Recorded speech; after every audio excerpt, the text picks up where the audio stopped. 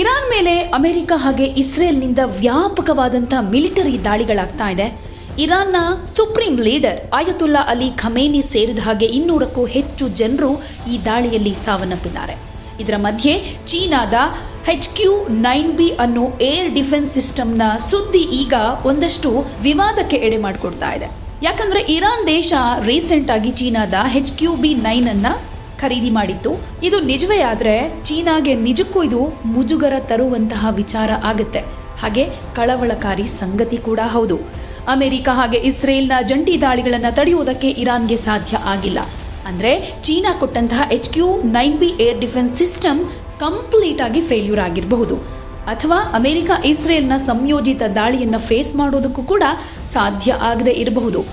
Operation Sindoor ಟೈಮ್ನಲ್ಲೂ ಕೂಡ HQ-9B air defence system ಮುನ್ನೆಲೆಗೆ ಬಂದಿತ್ತು. ಭಾರತದ ವಾಯು ದಾಳಿಗಳನ್ನು ತಡೆಯೋದಕ್ಕೆ ಈ ಚೀನಿ ಸಿಸ್ಟಮ್ ಫೇಲ್ಯೂರ್ ಆಗಿತ್ತು.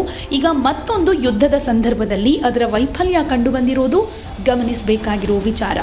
China aerospace science and industry corporation ಸಂಸ್ಥೆ ಅಭಿವೃದ್ಧಿಪಡಿಸಿದ HQ-9B ಏರ್ ಡಿಫೆನ್ಸ್ ಸಿಸ್ಟಮ್ 2006ರಲ್ಲಿ ಫಸ್ಟ್ ಟೈಮ್ ಪರೀಕ್ಷೆಗೆ ಒಳಪಟ್ಟಿತ್ತು. ಇದು ರಷ್ಯಾದ S-300 PMU ಮತ್ತು ಅಮೆರಿಕದ ಪೇಟ್ರಿಯಟ್ PAC-2 ಸಿಸ್ಟಮ್ ಮಾದರಿಯಲ್ಲಿ ಚೀನಾ ರೆಡಿ ಮಾಡಿದ ಸಿಸ್ಟಮ್.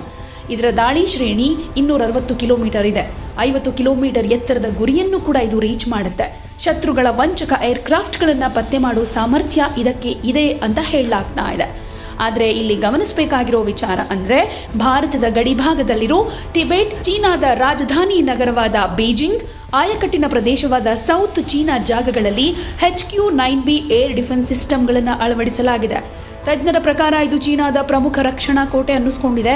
ಇಂತಹ ಡಿಫೆನ್ಸ್ ಸಿಸ್ಟಮ್ ಆಪರೇಷನ್ ಸಿಂಧೂರ್ ಮತ್ತು ಇರಾನ್ ಯುದ್ಧದಲ್ಲಿ ಫೇಲ್ಯೂರ್ ಆಗಿರೋದು ಚೀನಾದ ದೌರ್ಬಲ್ಯವನ್ನ ಜಗಜ್ಜಾಹೀರು ಮಾಡಿದೆ. ಜೊತೆಗೆ ಚೀನಾಗೆ ಇದೊಂದು ರೀತಿ ಮುಜುಗರದ ಸಂಗತಿ ಕೂಡ ಆಗಿದೆ.